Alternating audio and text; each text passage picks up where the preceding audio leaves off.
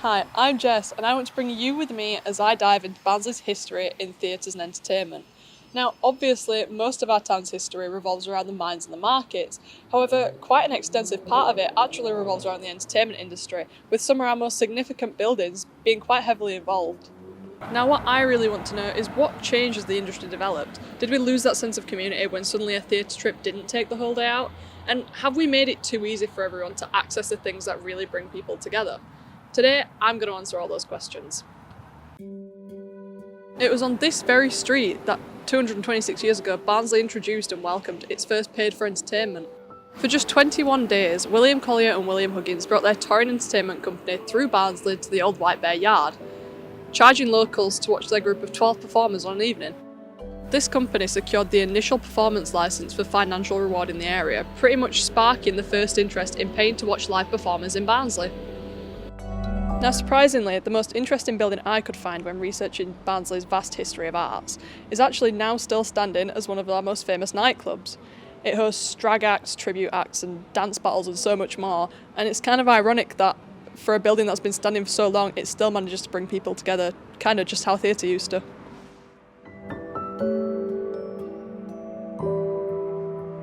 The first version of this building, which was constructed in 1815, cost only £1,400 to build, and as well as hosting the very few productions that it actually did, it was also used as a meeting place for Rotherham's theological students, which earned it the name of the Synagogue of Satan from a local chapel. By 1878, the building became the Salvation Army Barracks for a little while, but in 1883 it reopened as the Theatre Royale. Unfortunately, quite shortly after, the theatre had to close because a bar fire broke out. £16,000 was then spent on completely rebuilding a brand new Theatre Royale after the previous closure, seating 1,200 people. The theatre's real downfall came in around 1950 when TVs became a lot more popular because it drew people away from theatres and nightlife in general because they could just simply enjoy it in the comfort of their own homes. Unfortunately, because of this, the theatre had to close its curtains for good in 1956, and then the night scene kind of took over in the 90s. The building behind me, which we all know as the Lamp Room Theatre, is one of Barnsley's oldest buildings, classed as a Grade 2 building due to the council's efforts to preserve it. The building was first a Methodist chapel way back in 1794, which remained in service for a whole 153 years.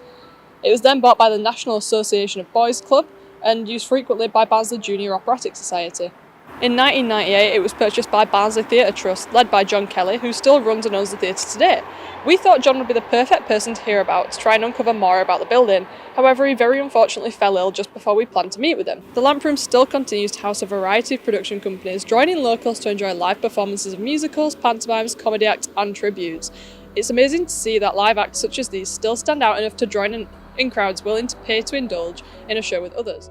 We wanted a bit of a better understanding of what Parkway really means to Barnsley, so I got in touch with Rob, the cinema's owner, who very generously gave an hour of his time to talk with us. So hi Rob, thanks for joining us. Thanks for having us. No problem. It's a pleasure. Thank you. Got a couple of questions. First one being, how do you feel business has been in the film industry for the past couple of years? Terrible. There's only one word to say, it's terrible. So we were clobbered with COVID, obviously, early 2020, when all places of entertainment, well, everything shut down, didn't it? But, so we had a horrendous couple of years. 2020, 2021 were awful.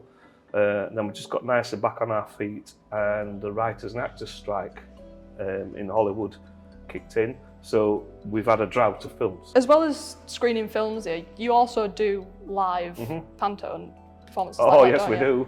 Can you tell us a bit more about those? My first job from school was working here, and then I went back to full-time education, so I was here for a few years gone. Through the years, I've worked in cinemas and theatres.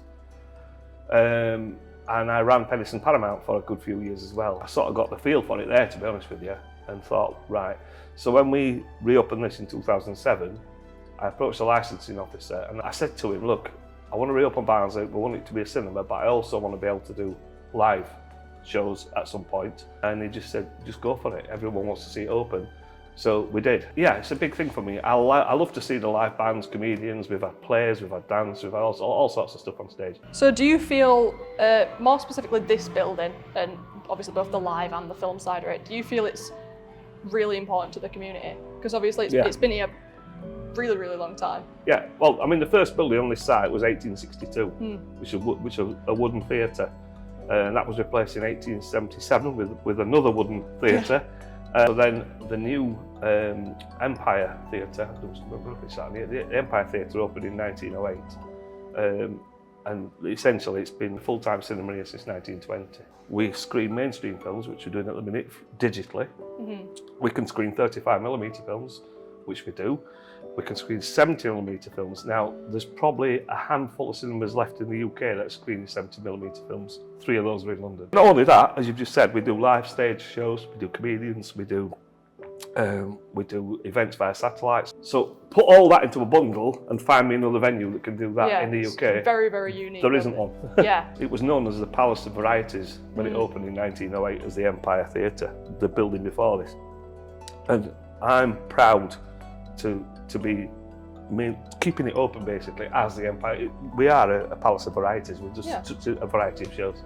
We realise how important people think it is when we appealed to the community 3 months ago, because we were, to be honest with you, we were on our knees, we were that close to closing, and seriously we're going to close. And we appealed to the community, and the support we've had has been amazing. What do you think the future of both this building in a term of obviously the community, like we've just mentioned, and the film industry and creative industries in general? How's the future looking for those? So, everyone says every few years cinemas are dead. Everyone says it, but every time that happens, something else comes out and cinemas don't die. Yes, we can all watch films on our phones, we can watch on tablets, computers, we can watch them on TV at home. What you can't get is the theatrical experience of enjoying a film with other people. You can only get that by going to a cinema. And one of my favourite genres of film for that is horror films. So you'll get 100 people watching a horror film and suddenly something makes them jump. They all jump and then they all laugh together at each other. Yeah. And suddenly they become one. And you can only get that in the theatrical environment. So I think there's definitely a future for cinema. People will come to see a film if it's one they want to come and watch. We're very reliant on content. So what we need is you guys to make lots of good films. You know, once you've graduated, and that's what we need. We need the content, you know. Yeah. We can't survive on 4 good films a year. No cinema can. Thankfully, the Civic were also very happy to speak with us, so we met with Jason, who showed us around and further taught us about how the building has inspired Barnsley's locals throughout its time. This is the old art school, named so because once upon a time it was Barnsley School of Art.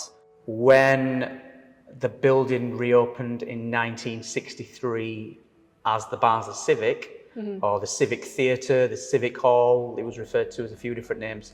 This space was the Centenary Rooms, and it was, I think of it like a working men's club concert room or concert hall. So in the 60s we had Barnsley Folk Club based here, a folk club that's still going. Blues clubs, beer festivals.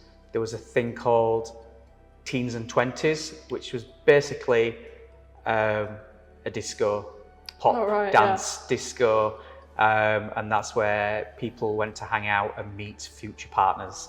In the 70s, the late 70s, this was where Barnsley's first punk band played their first gig, The Restricted.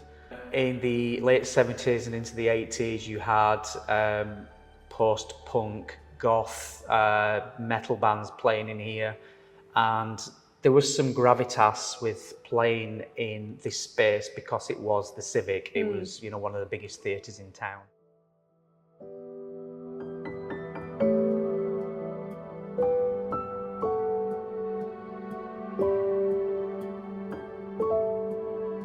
Yeah, that links to, again, that top floor, it was the Natural History Society. Right. And there was a museum up there. So Barnsley's first museum was in here as well. You could never do what we used to do in the theatre just because the nature of touring theatre and especially touring music has changed over the last 30 years. Yeah. And then now, you know, some bands only play arenas. Yeah. You know, that kind of thing just doesn't happen in small theatres now. Bay City Rollers, they played here in 1974.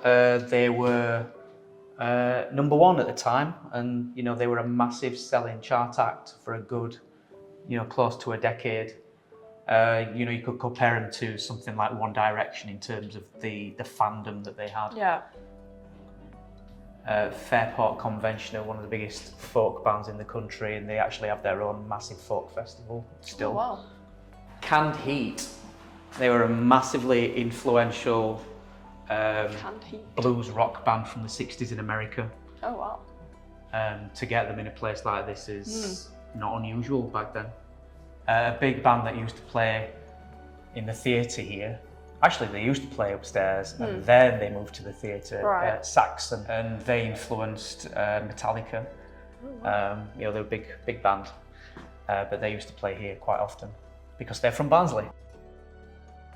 A lot of the work that we do behind the scenes tends to be groups that would be classed as marginalised from the mainstream. Marginalised in the sense it could be LGBTQIA, disabled, neurodivergent, or even different from the mainstream in terms of alternative music or alternative forms of art. So this is one of our new community gallery spaces. At the moment, it has the recipients of our annual Barnsley Young Photographers Award. I think there's a few former Barnsley College students on the wall. We've got young professionals of various ages. We have college and university aged. And then because a lot of secondary schools and secondary academies do GCSE photography, we thought we'd introduce a school age as well. So this is the gallery. So at the moment we have 2 exhibitions in here. We have drawings by Georgia O'Keeffe, who's one of the most influential female artists of the 20th century. And then in the next room we have Ailish Traynor, who's a young female artist from Barnsley.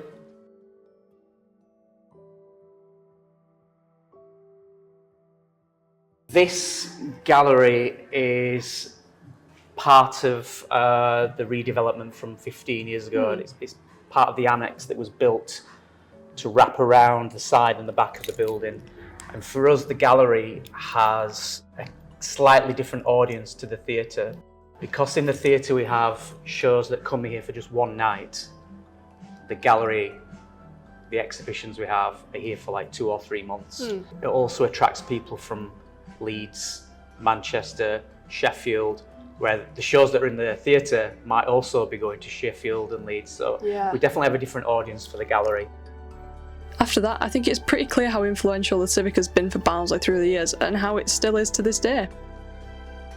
Hearing about how the live arts and entertainment has impacted Barnsley's history, I wanted to find someone who has a more personal experience from the other side, being one of those performing in front of an audience. Luckily, one of our classmates, Charlotte, was up to be interviewed, being one of the most involved people we know in performing arts. With Charlotte also studying the same college course as us, it'll be nice to hear from someone younger on how they think the future looks for the arts, especially with it being an important industry for her future. So Charlotte, thanks for meeting with us today. We just had a few questions about theatre and film and the creative industries. So how has theatre and performing arts specifically impacted you as a person? Well, I got put into a local theatre when I was 5.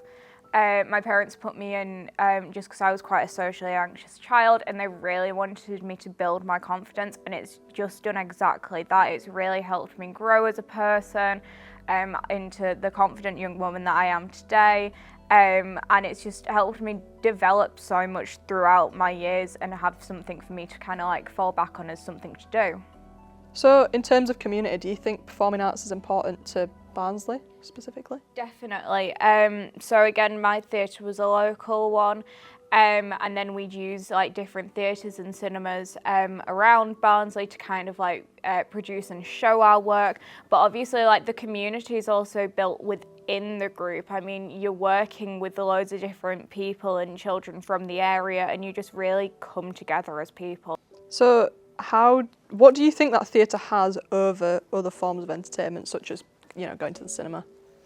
I think that it's a lot more personal in a way. You have kind of like that one-on-one connection a bit more with the actors because they're there, they're real, they're like in front of your face performing this thing.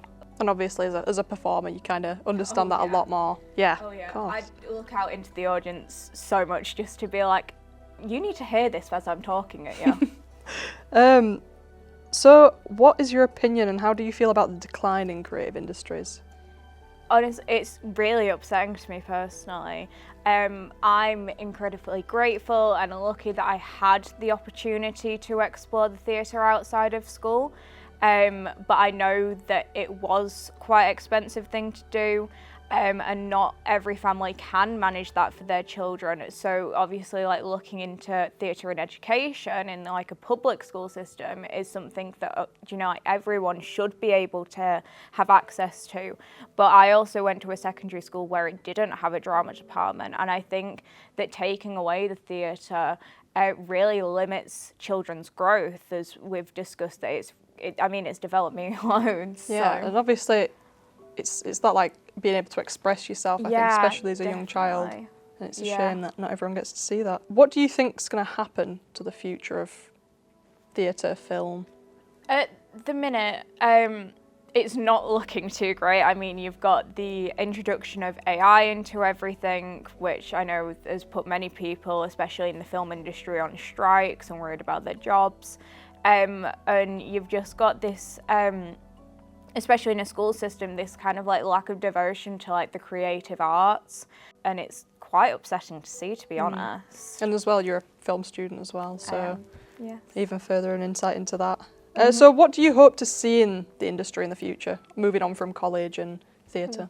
I hope to see, obviously, it improve and we just get better and better, new ideas flowing out, more communities coming together to really build on these projects, because they are such wonderful things. And I mean, I will always love going to the cinema, I will always love going to the theatre, and that's something that I always want to be able to do. Hearing so much from the people very involved in all the behind the scenes of the entertainment industry in Barnsley struck the thought that we should also get to hear from those paying to enjoy it, whether that be local productions or larger, more mainstream shows such as West End musicals, just to see exactly why they find it so important. Have you ever been to a theatre? Yeah, I have. Yeah, there's a few in Barnsley that I've been to. Yeah, I saw Cinderella at the Lamp Room Theatre. I've been to plenty of theatres, yes. What has been your favourite theatre experience and why? Probably almost a week ago now, I went to see Rocky Horror Picture Show, and that was quite good. Going to see Wicked in London. Probably when I went to Parkway. Recently I went to see the Rocky Horror Picture Show and it was really fun. Probably last year when I went to Lamp Room just to see Rachel, Sue and Bob 2 with my dad. I haven't seen many musicals, but I thought it was a really good musical. It was a very different experience to like what you normally see, and it was very extravagant. There was like a little pantomime going on for Halloween and stuff, and then they put Hocus Pocus on straight after as well. We interacted with the audience and it was really well thought out. Just because it was, I mean, it's really funny. I like funny theatre. Why is theatre so important to you? It's about creating a story, really, and the messages behind them as well. It's something that almost everyone can enjoy. It's just kind of like a sort of, it's a way for people to create pieces and bring it to people in person. It's just like the people that you meet there, it's such like a really nice community. I think after all that, it's very clear just how important live arts is to Barnsley's locals, whether they work in it or simply just enjoy it. Allowing people to freely express themselves, connect with others watching the same thing at the same time, and giving people a comfortable place to just enjoy what they enjoy. Barnsley's entertainment scene is a really powerful place.